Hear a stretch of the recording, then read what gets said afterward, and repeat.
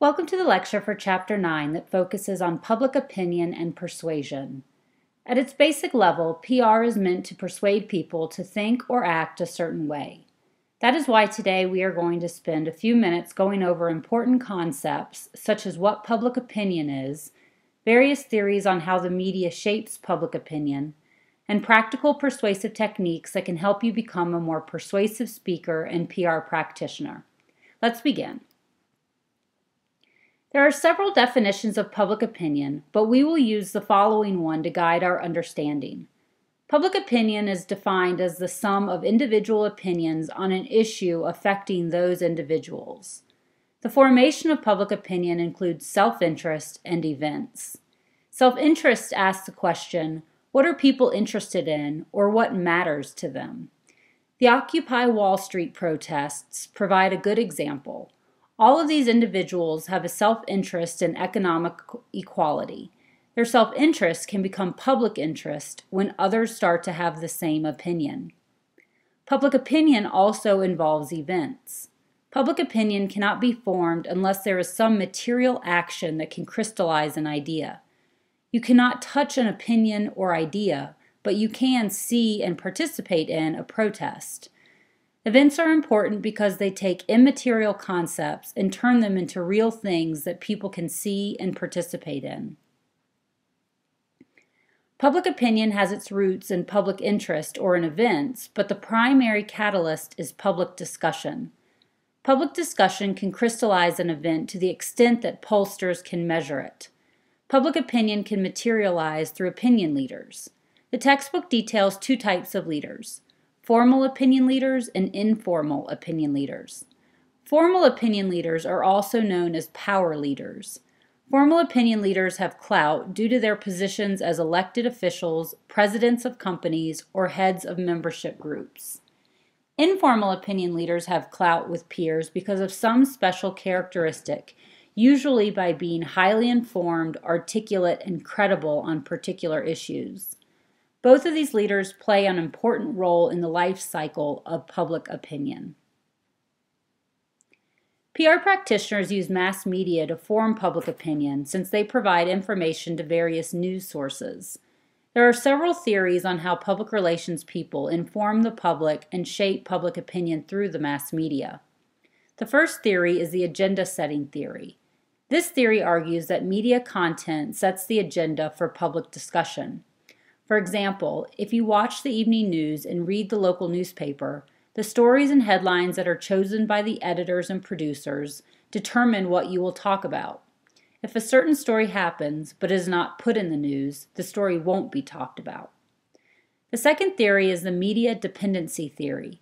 This theory offers a somewhat less absolute approach to how mass media affects us than the agenda-setting theory. The media dependency theory argues that mass media can have a moderate or even powerful effect on forming opinions and attitudes. In other words, this theory argues that if you have no prior information or attitude on a subject, the mass media plays a role in telling people what to think. This is especially important in a PR crisis, as PR can use the mass media to shape the tone and content of a message. The third theory is the framing theory. Traditionally, framing theory was related to how journalists select certain facts, themes, treatments, and even words to frame a story. Additional research suggests that the framing theory can be broken down even more into media framing and audience framing. This suggests that framing is a continuous process and that the behavioral, attitudinal, cognitive, and affective states of the media and audiences are involved in how they interpret issues. The final theory is conflict theory. Public discourse is rooted in conflict, and public opinion often reflects different or even conflicting views, attitudes, and behaviors. It is important to understand that conflict is not necessarily a bad thing. Conflict can open us up to different ideas about differing concepts, and it can actually be very good for public discourse. Persuasion is the underlying current of what public relations practitioners do. Remember Edward Bernays from Chapter 2? He stated that public relations was the engineering of consent to create a favorable and positive climate of opinion toward the individual, product, institution, or idea which is represented. Persuasion is used to do a few things in PR. Those include changing or neutralizing hostile opinions, crystallizing latent opinions and positive attitudes, and conserving favorable opinions. The textbook recommends several strategies to craft more persuasive messages. One technique is the yes-yes approach. This is when you start with points that get a yes response to develop a pattern of yes. This can logically lead to a yes for the conclusion. Another technique is to offer structured choice. This technique gives choices that force the audience to choose between A or B, one or the other type of choice. This can be good when you're dealing with complex issues in order to simplify them for your audience. The third technique is to seek partial commitment, and this is when you try to get a commitment for action on one part that can leave the door open for commitment on other parts. And a final approach is to ask for more, but settle for less. Sometime you might submit a complete PR program to management, but you'll need to be prepared to compromise by eliminating certain parts. Over the years, research on persuasion has developed some interesting conclusions. Let's go over those that are listed on this slide. Positive appeals are more effective than negative appeals for retention of a message and compliance. Radio and television messages tend to be more persuasive than print, but if the message is complex, print works better. Strong emotional appeals and fear arousal are more effective when the audience has minimal concern about a topic. High fear appeals are effective only when a readily available action can be taken to eliminate the threat. Logical appeals, using facts and figures, are better for highly educated audiences than strong emotional appeals. Altruistic needs, or doing things for other people, can be a strong motivator. And finally, an exciting spokesperson like a celebrity attracts attention to a message that would otherwise be ignored. There are ways to make your messages more or less persuasive. Let's go over 8 ways that research shows to make your messages more persuasive.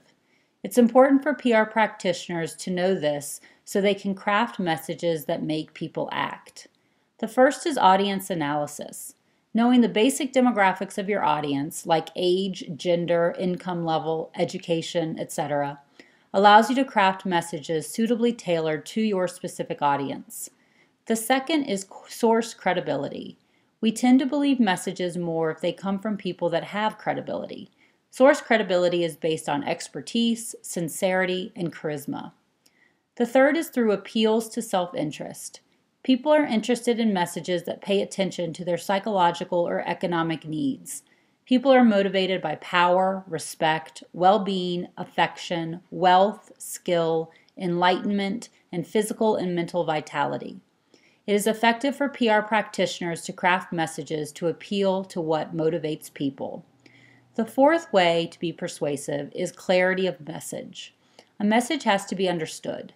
Messages should be direct, simple, and have only one idea. The fifth way to understanding is timing and context. Messages are more persuasive if they are received while people are in an environment that supports the message. For example, someone might be open to messages on energy conservation if they just received a high energy bill. A sixth persuasive technique is audience participation. Attitude changes or reinforcement of beliefs is more enhanced with audience involvement and participation. Another strategy is suggestions for action. People will endorse ideas if detailed information is given on how to act on the message. Content and structure of messages is also important, including things like drama, statistics, surveys and polls, examples, testimonials, and endorsements make messages more persuasive, so make an effort to include these. And finally, you should consider emotional appeals. Everyone has an ability to emotionally connect to something. Balancing emotion with statistics and logic make for even more persuasive messages because they appeal to both sides of the brain. At the end of the day, people are still complex individuals. There are no surefire ways to persuade people. There are a few variables that can intervene the flow of persuasive messages. The first is lack of message penetration. Because of all of the modes of information that pass in our society, messages can become distorted as they pass through gatekeepers and as they are tweeted, blogged, or put out on social networks. Another thing to be aware of is competing messages. Messages are not received in a vacuum, and they have to compete with noise in the communication process. A third limit to persuasion is self-selection. People usually listen to messages that they agree with. That means that we select messages to listen to and messages we don't listen to. And the fourth limit is self-perception. We all have filters that interpret the messages we hear. People will perceive the same message in different ways. Awareness of ethics is a must when you are persuading people to do things. There are numerous ethical concepts you need to consider when persuading. These include several key do nots. The chapter provides a full list, but a few key elements are do not lie, do not advocate for something you do not believe in, do not deceive your audience by concealing information, do not use unsupported or illogical reasoning, and do not oversimplify complex issues. Thank you for listening to the lecture on Chapter 9. Today we covered what public opinion is and how persuasion works. I hope this clarifies some of the most important concepts from the chapter. Thank you.